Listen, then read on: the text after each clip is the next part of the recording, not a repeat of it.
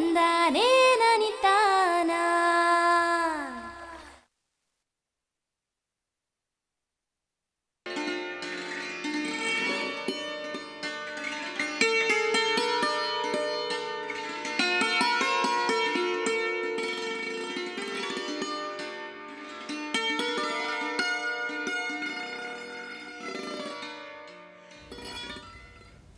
ರೈತ ಬಾಂಧವರು ನಮಸ್ಕಾರ. ತಮ್ಮೆಲ್ಲರಿಗೆ ಕೃಷಿ ದರ್ಶನದ ನೇರ ಫೋನಿನ್ ಕಾರ್ಯಕ್ರಮಕ್ಕೆ ಆತ್ಮೀಯ ಸ್ವಾಗತ. ಪ್ರಸ್ತುತ ಕೃಷಿ ಹಲವು ಅನಿಶ್ಚಿತತೆಗಳಿಗೆ, ವೈರುಧ್ಯಗಳಿಗೆ ಸದಾ ತನ್ನನ್ನು ಮೈಯೊಡ್ಡಿಕೊಂಡಿದೆ. ಹಾಗಾಗಿ ಕೃಷಿಕರು ಇತರೆ ಆದಾಯ ಮೂಲಗಳತ್ತ ಮುಖ ಮಾಡ್ತಾ ಇದ್ದಾರೆ. ಇವುಗಳಲ್ಲಿ ಜಾನುವಾರು ಸಾಕಾಣಿಕೆ ಪ್ರಮುಖವಾದುದು.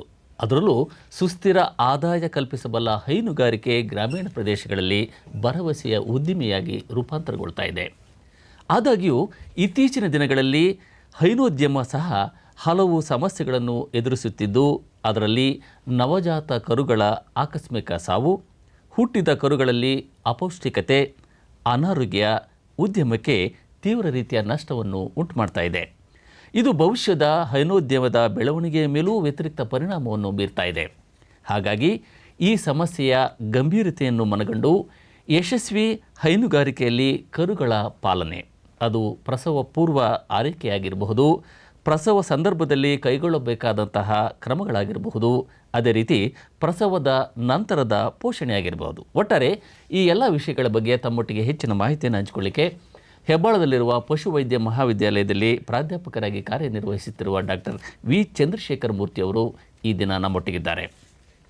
ರೈತ ಬಾಂಧವರು ಡಾಕ್ಟರ್ ಚಂದ್ರಶೇಖರ ಮೂರ್ತಿ ಅವರ ಜೊತೆ ನೇರವಾಗಿ ಮಾತನಾಡಲಿಕ್ಕೆ ಬಳಸಬೇಕಾದಂತಹ ದೂರವಾಣಿ ಸಂಖ್ಯೆ 0802523542599 23542699. ರೈತ ಬಾಂಧವರೇ, ತಮ್ಮ ಪ್ರಶ್ನೆ ನೇರವಾಗಿರಲಿ, ಸಂಕ್ಷಿಪ್ತವಾಗಿರಲಿ. ಇಂದಿನ ವಿಷಯ ಅಂತೇಳಿದರೆ ಕರುಗಳ ಪಾಲನೆ, ಈ ಒಂದು ವಿಷಯಕ್ಕೆ ಕೇಂದ್ರೀಕೃತವಾಗಿರಲಿ. ಕಾರ್ಯಕ್ರಮಕ್ಕೆ ಆಗಮಿಸಿರುವ ಡಾಕ್ಟರ್ ಚಂದ್ರಶೇಖರ ಮೂರ್ತಿ ಅವರಿಗೆ ರೈತ ಬಾಂಧವರ ವತಿಯಿಂದ ಆತ್ಮೀಯ ಸ್ವಾಗತ. ನಮಸ್ಕಾರ. ಮೊದಲನೇ ಪ್ರಶ್ನೆ ಏನಂತ ಹೇಳಿದರೆ, ಈಗ ನಮ್ಮೆಲ್ಲರಿಗೂ ಹೈನುಗಾರಿಕೆ ಅಂತ ಹೇಳಿದ್ರೆ ಹಾಲು ಕರೆಯೋದು, ಹಾಲು ಮಾರಾಟ ಮಾಡೋದು, ಈ ಒಂದು ಚಿತ್ರಣ ನಮ್ಮ ಮುಂದೆ ಬರುತ್ತೆ. ಎಲ್ಲೋ ಒಂದು ಕಡೆ ಕೆಲವು ಸೂಕ್ಷ್ಮವಾದ ವಿಷಯಗಳು, ಈ ಕರುಗಳ ಪಾಲನೆ ಅಸಮರ್ಪಕವಾಗಿ ನಾವು ಕರುಗಳನ್ನು ಪಾಲನೆ ಮಾಡಿದ್ದೇ ಆದಲ್ಲಿ ಏನೆಲ್ಲ ನಷ್ಟ ಉಂಟಾಗುತ್ತೆ ಅಂತೇಳಿ. ಯಾಕೆಂತಂದರೆ ಈ ಒಂದು ಅಂಕಿ ಅಂಶಗಳನ್ನು ನಾವು ಅವಲೋಕನ ಮಾಡಿದ್ರೆ ಸುಮಾರು ಈ ಕರುಗಳ ಸಾವಿನ ಒಂದು ವಿಚಾರ ಏನಿದೆ, ಸುಮಾರು ಒಂದು 5-10% ಕರುಗಳು ಸಾವು ಇವತ್ತಿನ ದಿನಗಳು ಕಾಣ್ಬೋದು. ಇದು ಕಾರಣಗಳ ಬಗ್ಗೆ ಚರ್ಚೆ ಮಾಡೋಣ. ಇದರಲ್ಲಿ 2 ಅಂಶಗಳಿದೆ. ಒಂದು ಕರುಗಳ ಸಾವು ಮತ್ತು ಇನ್ನೊಂದು ಅನಾರೋಗ್ಯ ಕರುಗಳು ನಮ್ಮಲ್ಲಿ ಉಳಿಯತಕ್ಕಂಥದ್ದು. ಅಂದರೆ ಶಕ್ತಿಹೀನ ಕರುಗಳು. ಈ ಶಕ್ತಿಹೀನ ಕರುಗಳು ಖಂಡಿತವಾಗ್ಲೂ ಒಳ್ಳೆಯ ರಾಸುಗಳು ಮುಂದೆ ಆಗ್ಲಿಕ್ಕೆ ಸಾಧ್ಯ ಇಲ್ಲ. ಭವಿಷ್ಯಕ್ಕೆ ಖಂಡಿತವಾಗ್ಲೂ ತೊಂದರೆ ಇದೆ. ಈ ಕಾರಣದಿಂದಾಗಿ ನಾವು ಈ ಕರುಗಳ ಪಾಲನೆಗೆ ವಿಶೇಷವಾದಂತಹ ಮತ್ತನ್ನು ಕೊಟ್ಟು ಒಳ್ಳೆಯ ಆರೋಗ್ಯವಂತ ಕರುಗಳನ್ನು ಮಾಡಿದ್ರೆ ಮಾತ್ರ ಮುಂದಿನ ದಿನಗಳಲ್ಲಿ ಹೈನೋದ್ಯಮ ಲಾಭದಾಯಕವಾಗಿರುತ್ತೆ. ಇಲ್ಲ ಅಂತಂದ್ರೆ ನಾವು ತಿಳ್ಕೊಂಡಿದ್ದ ಮಟ್ಟದಲ್ಲಿ ಹೈನೋದ್ಯಮ ಆಗಕ್ಕೆ ಸಾಧ್ಯ ಇಲ್ಲ. ಈಗ ತಾವು ಹೇಳ್ತಾ ಇದ್ರಿ ಕರುಗಳ ಆಕಸ್ಮಿಕ ಸಾವು ಅಂತೇಳಿ. ಈಗ ನಾವು ಕರುಗಳು ಈ ಪ್ರಸವ ಪೂರ್ಣ ಅಂತೇಳಿದ್ರೆ ಹೆರಿಗೆ ಮೊದಲು ಯಾವ ರೀತಿ ನಾವು ತಾಯಿಯ ಗರ್ಭದಲ್ಲಿ ಆರೈಕೆ ಮಾಡಬೇಕಾಗುತ್ತೆ ಅಂತೇಳಿ, ಇದು ತುಂಬ ಒಳ್ಳೆಯ ವಿಚಾರನ ಪ್ರಶ್ನೆ ಕೇಳಿದ್ದೀರಾ. ಯಾಕೆಂದರೆ ಕರುಗಳ ನಿರ್ವಹಣೆ ತಾಯಿಯ ಗರ್ಭದಲ್ಲಿ ಪ್ರಾರಂಭ ಆಗುತ್ತೆ. ತಾಯಿಯ ಗರ್ಭದಲ್ಲಿ ಕರುವಿನ ಬೆಳವಣಿಗೆ ಆಗ್ತಾ ಇರಬೇಕಾದ್ರೆ ತಾಯಿಗೆ ಸಮರ್ಪಕವಾದಂಥ ಆಹಾರ ನಿರ್ವಹಣೆ ಇರಬೇಕು. ಈಗ ಹಸುಗಳಲ್ಲಿ ಏನಾಗುತ್ತೆ, ರೈತರಿಗೆ ತಿಳಿದಿರ್ತಕ್ಕಂಥ ವಿಚಾರ, ಇಲ್ಲಿ ಕಡಸುಗಳು ಗರ್ಭ ಧರಿಸಿದಾಗ ಅದರಲ್ಲಿ ಯಾವುದೇ ರೀತಿ ಹಾಲು ನಾವು ಕರಿತಾ ಇರೋದಿಲ್ಲ. ಆದ್ರೆ ಹಸುಗಳು ಗರ್ಭ ಧರಿಸಿದಾಗ ಒಂದು ಸತಿ ಕರು ಹಾಕಿದ್ದಕ್ಕೆ ಹಸುಗಳು ನಾವೇನು ಹೇಳ್ತೀವಿ, ಇದು ಗರ್ಭ ಧರಿಸಿದಾಗ ಸುಮಾರು 7ನೇ ತಿಂಗಳ ಗರ್ಭಾವಧಿಯಲ್ಲಿ ಹಾಲನ್ನು ಕರೆಯೋದನ್ನು ನಿಲ್ಲಿಸಬೇಕಾಗುತ್ತೆ. ಹಾಲನ್ನು ಕರೆಯೋದು ನಿಲ್ಲಿಸಬೇಕಾದ್ರೆ ಒಂದು ವಾಡಿಕೆ ಅಂತ ಏನು ಅಂತಂದ್ರೆ ಅದಕ್ಕೆ ಕೊಡ್ತಕ್ಕಂಥ ಆಹಾರಗಳನ್ನ ಕಡಿಮೆ ಮಾಡ್ತಕ್ಕಂಥದ್ದು. ಆದ್ರೆ ರೈತರು ಇಲ್ಲಿ ಏನು ಮಾಡ್ತಾ ಇದ್ದಾರೆ ಗ್ರಾಮೀಣ ಪ್ರದೇಶದಲ್ಲಿ ಅಂದ್ರೆ 7ನೇ ತಿಂಗಳಲ್ಲಿ ಕಡಿಮೆ ಮಾಡಿದ್ದ ಆಹಾರವನ್ನ ಅದೇ ರೀತಿ ಮುಂದುವರಿಸಿಕೊಂಡು ಕರು ಹಾಕ ಸಮಯದಲ್ಲೂ ಆಹಾರ ಪೋಷಣೆ ಸರಿಯಾಗಿರೋದಿಲ್ಲ. ಇದು ತುಂಬಾ ಗಮನಿಸಬೇಕಾದ ಅಂಶ. ಕರುಗಳ ಬೆಳವಣಿಗೆ ಮೇಲೆ ವ್ಯತಿರಿಕ್ತ ಪರಿಣಾಮ ಖಂಡಿತವಾಗ್ಲು. ಯಾಕಂದ್ರೆ 7 ತಿಂಗಳಾದ್ಮೇಲೆ ಚಿಕ್ಕದಾಗಿರ್ತಕ್ಕಂಥ ಕರು ಯಾವ ಗಾತ್ರದಲ್ಲಿ 2-3 ತಿಂಗಳು ಒಂದು 4-5 ದುಪ್ಪಟ್ಟು ಜಾಸ್ತಿ ಆಗುತ್ತೆ.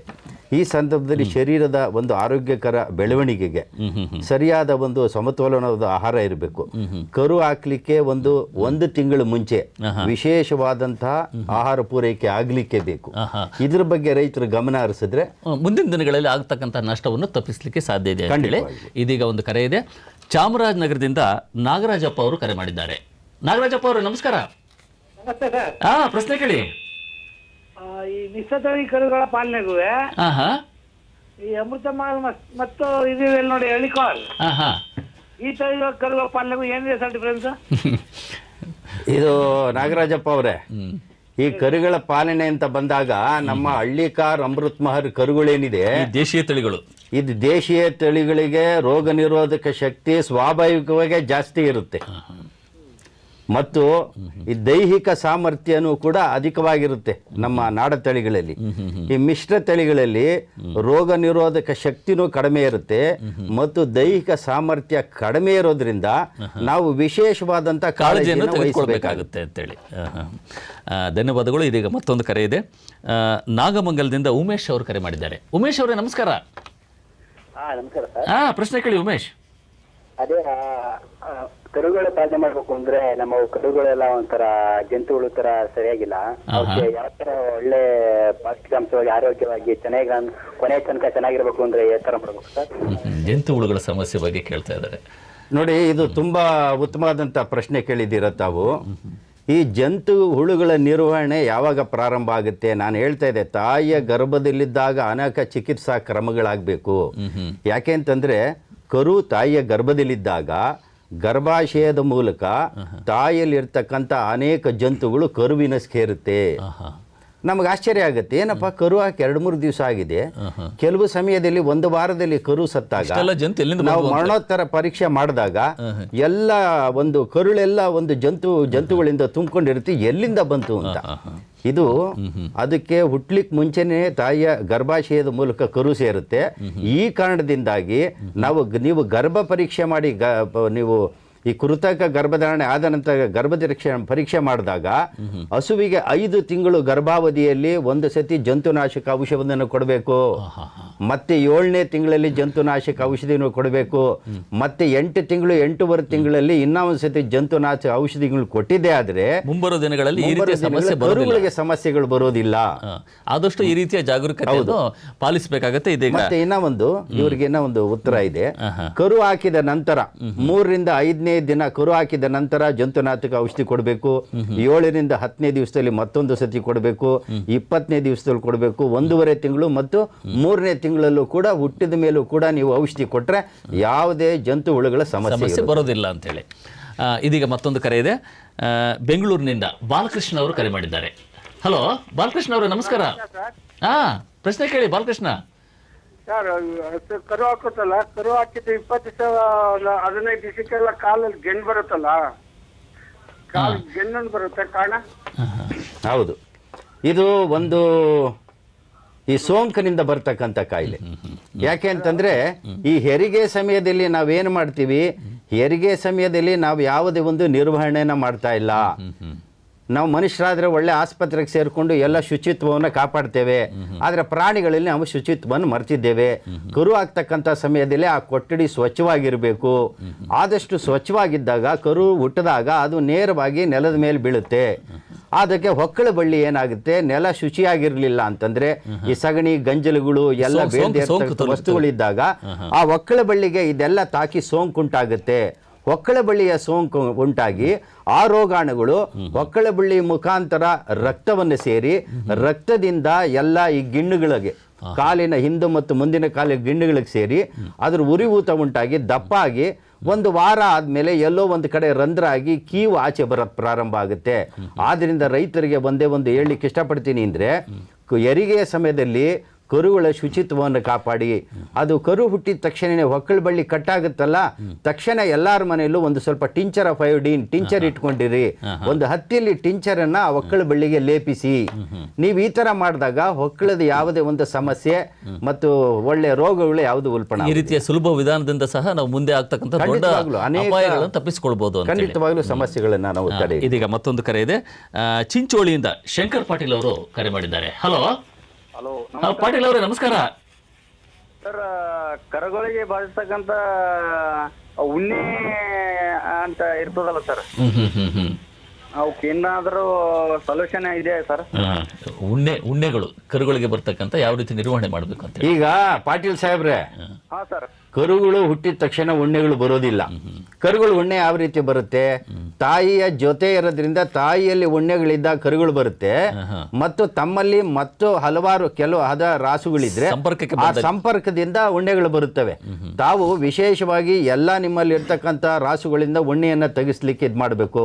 ಅದಕ್ಕೆ ಔಷಧಿಗಳಿದೆ, ನಮ್ಮ ಇಲಾಖೆ ಇದೆ, ಪಶುವೈದ್ಯ ಇಲಾಖೆ, ಆಸ್ಪತ್ರೆಗಳು ಹೋದೆ ಅದಕ್ಕೆ ಏನು ಬೇಕೋ ಔಷಧಿ ಸಂಪರ್ಕಿಸಿ ಹೆಚ್ಚಿನ ಮಾಹಿತಿಯನ್ನು ಪಡೆಯಲಿಕ್ಕೆ ಅವಕಾಶ ಇದೆ ಅಂತೇಳಿ ಈಗ ನಮ್ಮ ಚರ್ಚೆಯನ್ನು ಮುಂದುವರಿಸಿದ್ದಾಗಲೇ ಈಗ ಪ್ರಮುಖ ಹಂತ ಏನು ಅಂತ ಹೇಳಿದ್ರೆ ಈ ಪ್ರಸವದ ಹಂತ, ಹೆರಿಗೆ ಹಂತ ಅಂತೇಳಿ ಈಗ ತಾವು ಹೇಳ್ತಾ ಇದ್ರಿ ತಾಯಿಯ ಗರ್ಭಾವಸ್ಥೆಯಲ್ಲಿ ಸೂಕ್ತ ಕ್ರಮ ಕೈಗೊಳ್ಳಬೇಕು. ಇನ್ನು ಹೆರಿಗೆಯ ಹಂತದಲ್ಲಿ ಯಾವ ಕ್ರಮಗಳನ್ನು ಕೈಗೊಳ್ಳಬೇಕು?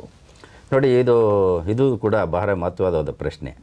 ಹೆರಿಗೆ ಸಮಯದಲ್ಲಿ ರೈತರು ವಿಶೇಷವಾದಂಥ ಗಮನವನ್ನು ನಿಮ್ಮ ರಾಸುಗಳ ಮೇಲಿಡಿ.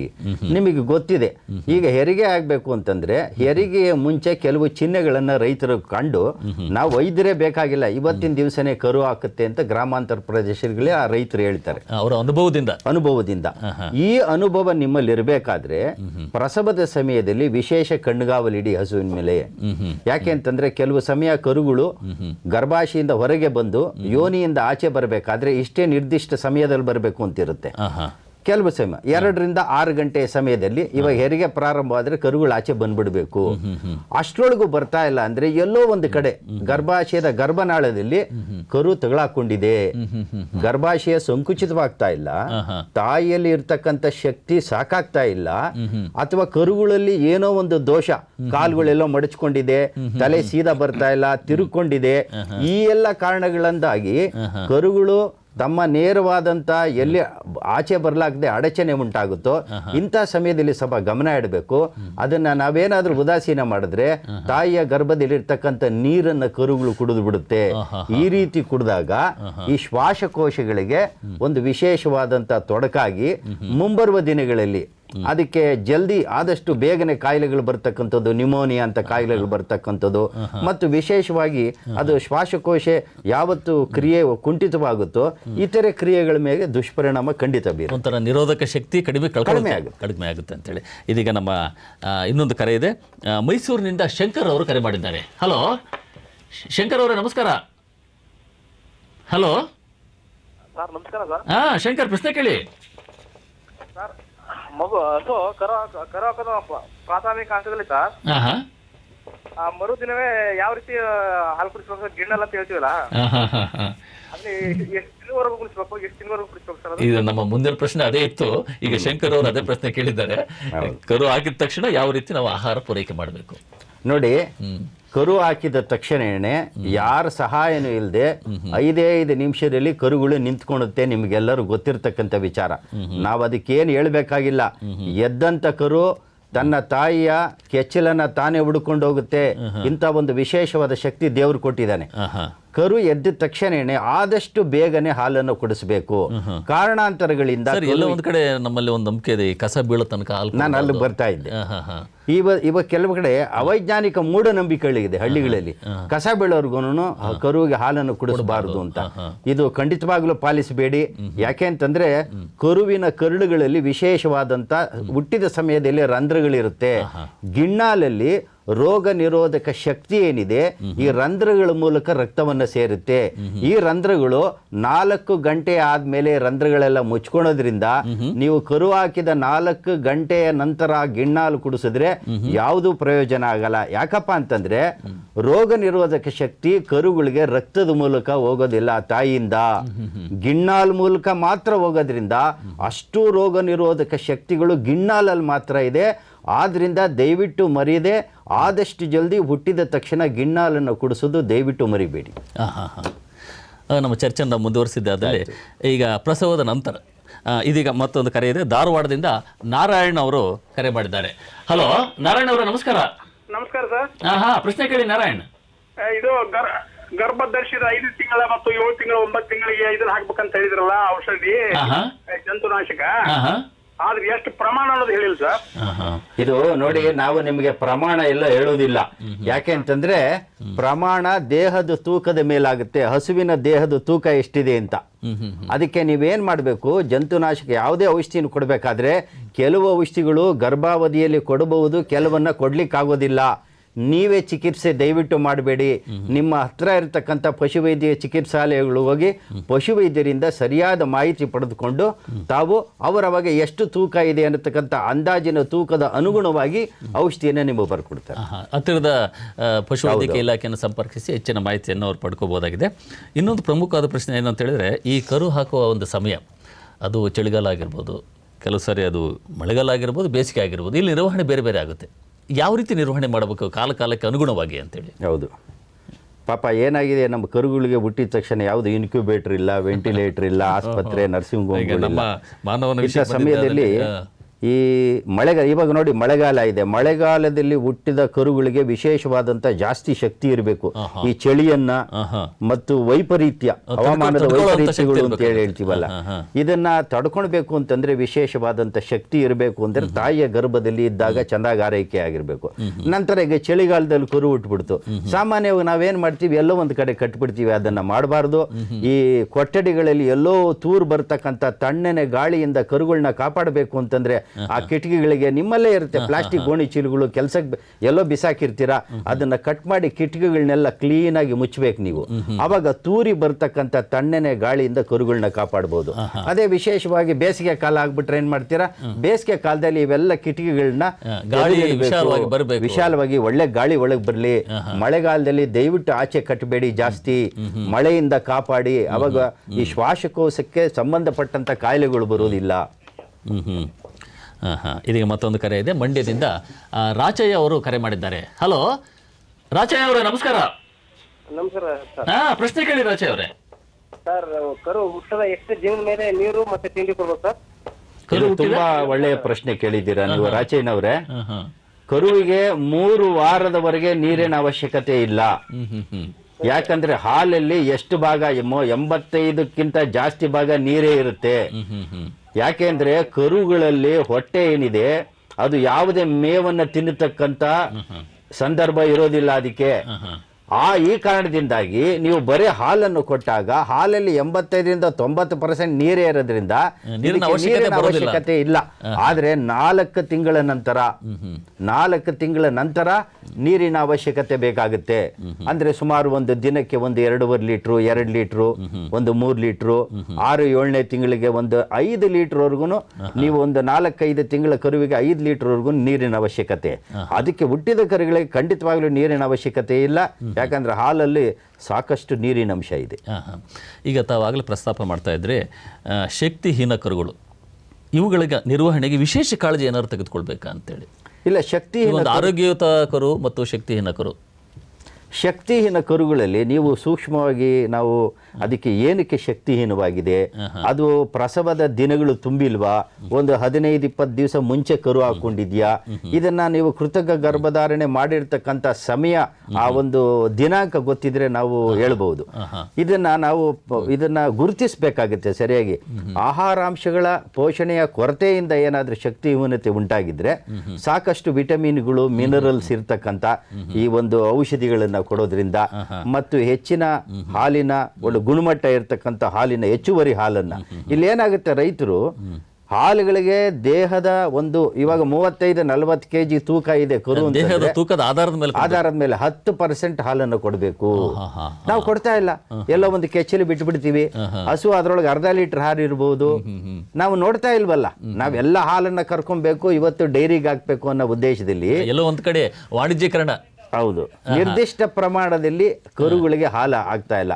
ಅಂತ ಸಮಯದಲ್ಲಿ ತಾವು ಕರುವಿನ ದೇಹದ ತೂಕಕ್ಕೆ ಅನುಗುಣವಾಗಿ ಹಾಲನ್ನು ಕೊಡಬೇಕಾಗುತ್ತೆ. ಮತ್ತೆ ಯಾವ್ಯಾವ ಕೊರತೆಗಳಿದೆ, ಈ ಎಲ್ಲ ವಿಟಮಿನ್ಸು ಮತ್ತು ಖನಿಜಾಂಶಗಳು ಎಲ್ಲ ಇರ್ತಕ್ಕಂಥ ಪೋಷಕಾಂಶಗಳು ಇರ್ತಕ್ಕಂಥ ಉತ್ತಮ ಆರೋಗ್ಯ ಕಾಪಾಡಬಹುದು. ಇದೀಗ ಮತ್ತೊಂದು ಕರೆ ಇದೆ, ಕುಣಿಗಲ್ನಿಂದ ಸ್ವಾಮಿ ಅವರು ಕರೆ ಮಾಡಿದ್ದಾರೆ. ಹಲೋ ಸ್ವಾಮಿ ಅವರೇ, ಪ್ರಶ್ನೆ ಕೇಳಿ. ಹಲೋ ಸರ್, ನಮಸ್ಕಾರ ಸರ್. ಸ್ವಾಮಿ ಅವರೇ, ಬೇಗ ಕೇಳಿ, ಪ್ರಶ್ನೆ ಕೇಳಿ. ಸರ್, ಏನಿದೆ ಸರ್, ಹಸು ಹತ್ರ ತೊಟ್ಟ ಹತ್ರ ನರಳಿ ತಪ್ಪಾಗಿದೆ. ಹಲೋ ಹಲೋ, ನಾನು ನರೋನಿತ ಹಾಲು ಕರಿತಾವ ನರೋನಿ ಸರ್ ಜಾಸ್ತಿ ಆಗ್ಬಿಟ್ಟಿದೆ ತೊಟ್ಟತ್ರ ಅದೇನು ಸರ್ ಏನು ಔಷಧಿ ಆಗ್ತದೆ ಅದಕ್ಕೆ? ನನಗೆ ಕೇಳಿ ಸ್ವಾಮಿ ಅವರೇ ಅದು ಸರಿಯಾಗಿ ನಮ್ಗೆ ಕೇಳ್ತಾ ಇಲ್ಲ, ಇನ್ನೊಮ್ಮೆ ದಯವಿಟ್ಟು ಕೇಳಿ. ಸರ್ ಹಾಲು ಕರಿತೀವಲ್ಲ ಸರ್, ಹಸುಗಳು ಕರು ಕುಡಿಬೇಕಾದ್ರೆ ನರೋನಿ ಅದು ಎಣ್ಣೆ ಸಿಕ್ತು ನರೋನಿ ಆಗ್ಬಿಟ್ಟಿದೆ. ಹಾಂ ಹಾಂ ಹಾಂ, ಅದು ನರುಣ್ಯ ಏನಾಗಿದೆ ಅಂತ ಹಾಲು ಎಲ್ಲಿ ಕರಿ ಹಾಲು ಕರಿಯ ತೊಟ್ಟುಗಳ ಮೇಲೆ ಸ್ವಾಮಿಯವರೇ? ಹೌದು ಸರ್, ಹೌದು ಸರ್. ಈ ಕೆಚ್ಚಲಿನ ತೊಟ್ಟುಗಳ ಮೇಲೆ ಇದು ಪ್ರಶ್ನೆ ಬೇರೆ ಪ್ರಶ್ನೆ ಆದ್ರೂ ಉತ್ತರ ಹೇಳಕ್ಕೆ ಇಷ್ಟಪಡ್ತೀನಿ. ಇದು ಯಾವುದೇ ಕಾಯಿಲೆ ಅಲ್ಲ, ಸ್ವಾಭಾವಿಕವಾಗಿ ಚರ್ಮದ ಕೆಚ್ಚಲಿನ ಚರ್ಮದ ಮೇಲೆ ತೊಟ್ಟುಗಳ ಚರ್ಮದ ಮೇಲೆ ಈ ನರುಳ್ಳೆ ಅಥವಾ ಈ ಸಣ್ಣ ಸಣ್ಣ ಗುಳ್ಳೆಗಳಾಗುತ್ತೆ. ಇದು 2-3 ತಿಂಗಳಲ್ಲಿ ಅದಷ್ಟು ಕದೆ ವಾಸಿ ಆಗುತ್ತೆ. ಇದು ಬಿರುಕು ಬಿಡದೇ ಇರಂಗೆ ಬಿರುಕು ಬಿಟ್ಟು ಮತ್ತು ರಕ್ತ ಬರೋ ಸಂಭವ ಇರುತ್ತೆ. ಇದಕ್ಕೆ ನೀವು ಹರಳೆಣ್ಣೆ ಆ ಥರ ಏನನ್ನ ಲೇಪಿಸ್ಕೊಂಡು ಹಾಲು ಕರಿಬೇಕಾಗುತ್ತೆ. ನೀವು ಹಾಲು ಕರಿಯ ಇದು ಅದನ್ನು ಯಾವುದೇ ಒಂದು ತೊಂದರೆ ಆಗಬಾರ್ದು, ಕೆಚ್ಚಿನ ಮೇಲೆ ನೋಡಿಕೊಂಡು ನೀವು ತೊಟ್ಟುಗಳನ್ನು ನೀವು ಹಾಲು ಕರಿಬೇಕಾಗುತ್ತೆ. ಇದೀಗ ನಮ್ಮ ಸಮಯಾವಕಾಶ ಈಗಾಗಲೇ ಮುಕ್ತಾಯ ಆಗ್ತಾ ಬಂದಿದೆ.